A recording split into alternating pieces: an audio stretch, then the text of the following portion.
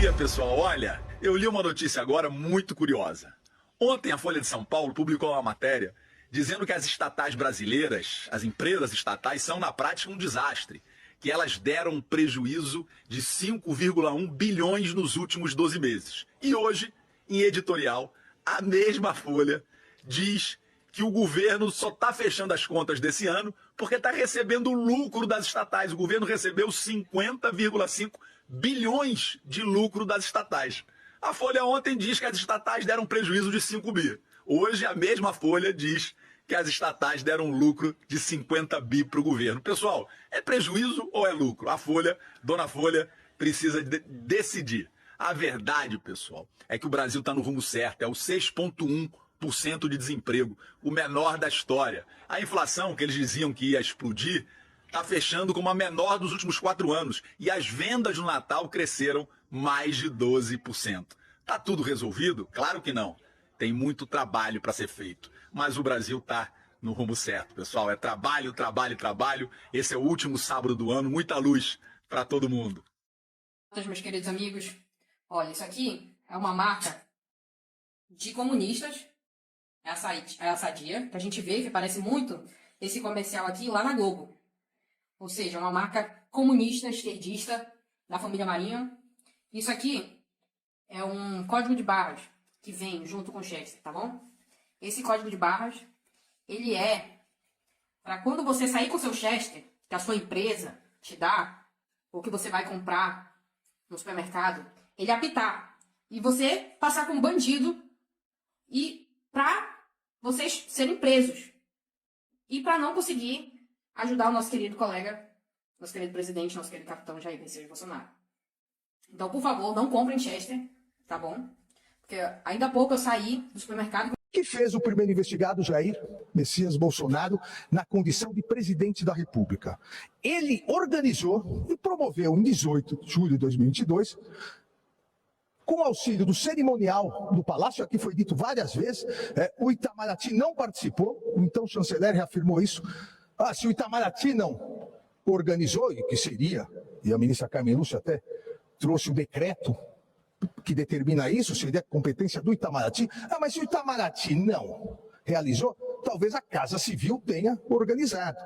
E o eminente ministro relator, com o zelo e o cuidado necessário, ouviu o então chefe da Casa Civil, ministro-chefe da Casa Civil, senador Ciro Nogueira, que também não organizou e mais, disse que era contrário à realização dessa reunião. Então foi o próprio presidente que organizou, com o cerimonial do Palácio, a toque de caixa, determinou que 2 dias antes, isso consta nos autos, uma reunião com altos representantes diplomáticos, determinou que a TV Brasil transmitisse, e a partir disso, no modus operandi, que lamentavelmente segue e seguiu durante todo o mandato, as redes sociais divulgassem a desinformação produzida nessa reunião. Veja, de oficial, só o desvio de finalidade praticado pelo então presidente da República. Porque o Itamaraty não só não organizou, não foi avisado e não participou. A Casa Civil é da mesma forma. A Secretaria de Assuntos Estratégicos também não. Foi ouvido o ex-ministro Almirante Flávio Rocha, também não participou. Algo eleitoreiro. Um monólogo eleitoreiro. Pauta da reunião definida exclusivamente pelo primeiro investigado, o presidente, então presidente da República, Jair Messias Bolsonaro, uma pauta dele, pessoal, eleitoral, num período, repito, há 2 meses e meio, faltando para o primeiro turno das eleições. E qual foi essa pauta? Essa pauta foi instigar o seu eleitorado e eleitores indecisos, instigar contra o sistema eleitoral, contra a justiça eleitoral, contra as urnas eletrônicas.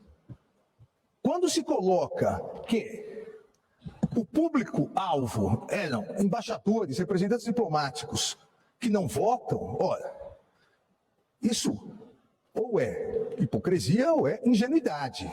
Na verdade, todo o mise-en-scène, toda a produção foi feita para que a TV Brasil divulgasse, mas mais do que isso, para que a máquina existente de desinformação nas redes sociais multiplicasse essa desinformação, para que chegasse diretamente ao eleitorado, como chegou, e nos autos se coloca isso, quantos twitters, quantos, e as demais redes, pessoal e dos seus apoiadores, seguindo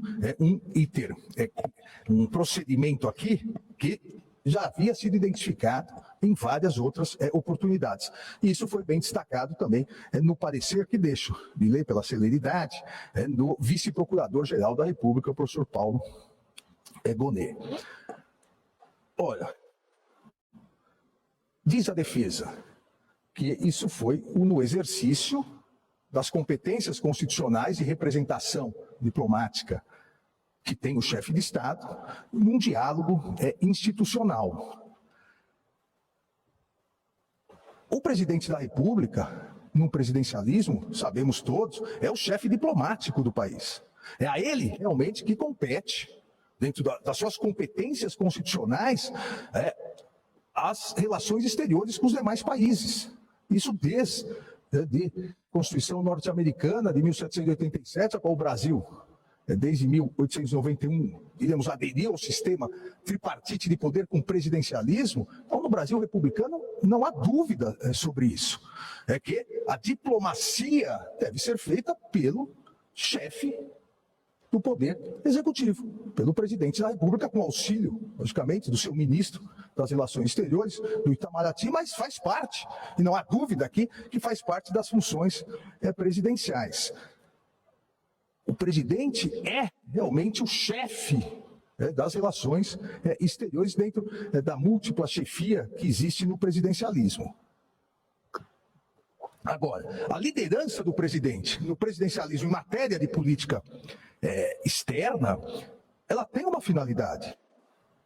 E a finalidade, aqui é importante destacar, são dois setores complementares.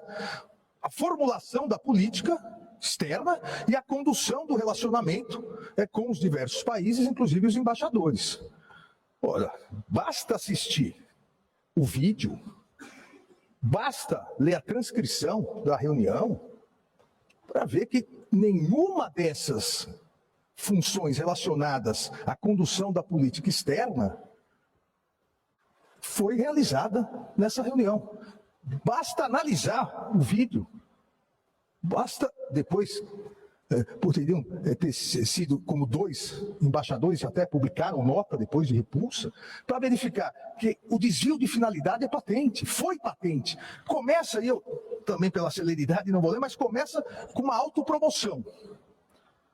Começa com uma autopromoção de que foi militar, que gastou tanto na campanha, que 15 anos no exército, que junta multidões. Veja, qual o interesse das relações internacionais nisso? E depois parte para divulgação. Galera, já tem pastor ex-bolsonarista voltando a falar em Deus, em fraternidade, em compaixão no púlpito da igreja e principalmente a combater o armamentismo. O vídeo que eu vou mostrar para vocês é um vídeo sensacional de um pastor que, segundo ele, já chamou o Bolsonaro de mito dentro da igreja no tempo em que ele se considerava ignorante, mas que ele se libertou. E ele denuncia como era a marcha para Jesus no tempo do desgoverno do Bolsonaro. Assistam que eu tenho certeza que vocês vão gostar. Acompanhe. E ainda tem gente dentro da igreja que diz mito. Olha isso. É verdade. Eu já chamei, mas eu era ignorante também. Ignorante é o conceito de conhecimento. Eu até sabia o que significava mito, mas eu estava indo na onda. O que significa mito? Mito é uma verdade ou uma mentira? Mito é uma mentira. Eu não consigo acreditar, pastor Vinícius, que igrejas hoje estejam apoiando esse governo, onde numa marcha para Jesus, onde o instrumento principal sempre foi a Bíblia Sagrada. A Taurus, uma empresa de armamento, fez um carro alegórico com uma arma com mais de 5 metros para uma marcha para Jesus. Inacreditável. Onde o meu Jesus, o nosso Jesus, quando ele, lá no jardim do Getsemane, estava sendo preso, cuspido, agredido, Pedro pega a espada e corta a orelha de um soldado chamado Malco. E Jesus podia, naquele momento, disse, ei, mata todo mundo aí. Mas o que Jesus disse? Pedro, abaixa a tua arma, porque se você levantar essa arma, se você levantar essa espada, por ela você vai morrer. Então Jesus opera o primeiro milagre ali, sabe de quê? Ele faz uma operação plástica, uma cirurgia plástica, que ele pega a orelha e devolve a orelha do cara e diz, a minha vida aqui nesta terra não é para tirar de ninguém, é sim para oferecer a minha, para que outros tenham vida. Galera, eu não sei o nome desse pastor, mas eu já gostei dele. Eu fico muito contente de saber que o nome de Jesus, que a palavra de Deus, finalmente está podendo retornar para o púlpito das igrejas. Porque no tempo do Bufão, o que imperava dentro das igrejas era a política do ódio, do preconceito, do armamentismo, da divisão. E hoje dá até um certo alívio ver que as coisas estão voltando ao normal. Deixa nos comentários a sua opinião. Se gostou desse vídeo, curta, comente, compartilhe e me siga. Galaiada, já que vocês são unha e carne com o Nicolas Ferreira, dá um recadinho pra ele, porque por esses dias ele tá fazendo uns vídeos assim, meio emocionado, né? Parece que ele tá tendo umas emoções diferentes. Mas o povo tá reagindo, viu? Se ele tá pensando que tá agradando, o povo tá respondendo à altura. Quero trazer um vídeo aí pra vocês verem. O recadinho é para o Nicolas Ferreira. Receba. Deputados da direita disseram que vão parar no dia 8. Cara, trabalho no ramo. Dá uma olhada. Estamos à beira da 381. Dá uma olhada no movimento. E não para. O diesel abaixou mais de R$1. De onde é que caminhoneiro vai querer parar? Por causa de Nicolas Ferreira. Quem és tu, meu? Quem és tu? Fazendo videozinho pra lacrar. Vamos aprender a virar homem. Vamos parar, Nicolas Ferreira. Virar homem. Sirva o seu país, sirva o seu estado, que seu estado é uma decadência, uma vergonha. Você, Romeu Zema, Cleitinho, são 3 imprestáveis para esse estado. E ainda almeja chegar no Palácio do Planalto e ser presidente, um dos dois, com essa mentirada suas. Aprenda, vira homem. E ainda fala que é evangélico, um cabra que nem você. Tome vergonha, você tá de palhaçada. Não tá não? O nosso país, você não é ninguém. Além do deputadozinho, inútil. Ei, galaiada, aí eles dizem, se o Mito for preso vai parar o país. Eles acham mesmo que os caminhoneiros vão obedecer a eles? Eles estão se achando demais, né não? Beijo no chifre da Daiada. A gente faz, que agora a gente está falando do fiscal, né? O governo está gastando, as estatais estão dando prejuízos, olha aí o rombo. As pessoas não têm cuidado de ler sobre o assunto ou se aprofundar naquilo. Talvez naquela notícia que saiu, como é o caso dessa aí, né? Que tem muitas estatais aí que dão prejuízo, que precisa privatizar, que não sei o quê. Mas eles não pegam as estatais como um todo, né? As estatais como um todo, em 2023, são mais de 100 empresas estatais federais, tá? Elas tiveram um lucro de quase 200 bilhões de reais. Se não me engano, foi 198 bilhões de reais de lucro que deu o conjunto de todas as empresas estatais. Mas eles pegam algumas estatais que, teoricamente, deram prejuízo, que não deram, né? No caso, aí são estatais que estão com déficit primário, e aí eles falam que as estatais estão dando prejuízo. Mas desse prejuízo dessas empresas que eles pegaram, tá lá, sei lá, 7 bilhões que deu de prejuízo. Na realidade, não é 7 bilhões de prejuízo, e não são todas federais. Quando você pega só as empresas federais, deu um pouco mais de 3 bilhões de déficit, que é associado às empresas federais. E se você pegar esses 3 bilhões, 1/3 dela é de uma empresa estatal só, né, que é uma empresa, inclusive, ligada à Marinha. Desses 3 bilhões são ligados às empresas federais, 1 bilhão é relacionado a essa empresa, a Egepron. Mas ela não é, ela tem um déficit, porque ela investiu esse 1 bilhão agora em 2024. Mas quando ela recebeu os aportes, se não me engano foi em 2019, ainda no governo passado, ela recebeu um aporte de quase 8 bilhões, e naquele momento, quando recebeu esse aporte de 8 bilhões para fazer investimentos, ela apresentou um superávit, porque ela recebeu o dinheiro, mas não utilizou. Por quê? Porque são projetos de longo prazo, né? Projetos navais de longo prazo, você não faz um projeto em um ano. E ela só veio a fazer agora o primeiro, se não me engano, o primeiro investimento agora de 1 bilhão em 2024. E aí esse 1 bilhão desse investimento, ele entra na conta da despesa da empresa, sem, obviamente, dar resultado nenhum, porque ainda está investindo. E esse 1 bilhão entra lá e ela dá um resultado primário negativo. Então, é isso que aconteceu. Mas não necessariamente a empresa não é lucrativa, não está dando lucro. Então, se o pessoal entendesse um pouquinho de finanças, né, de finanças corporativas, principalmente finanças empresariais, elas, digamos assim, não dariam essas gafes aí, falando isso aí publicamente na internet, sem ter um conhecimento prévio. Tá? E uma outra coisa, quando muitos põem no comentário que empresas estatais, que agora nessa discussão, né, da austeridade fiscal, elas dão esse prejuízo e utilizam esse argumento também sob o ponto de vista fiscal. Só que isso não tem impacto nenhum no equilíbrio fiscal do Brasil, porque essas empresas elas não dependem de aportes do Tesouro. Então ela não tem relação nenhuma com o fiscal, tá? Só para deixar isso bem claro.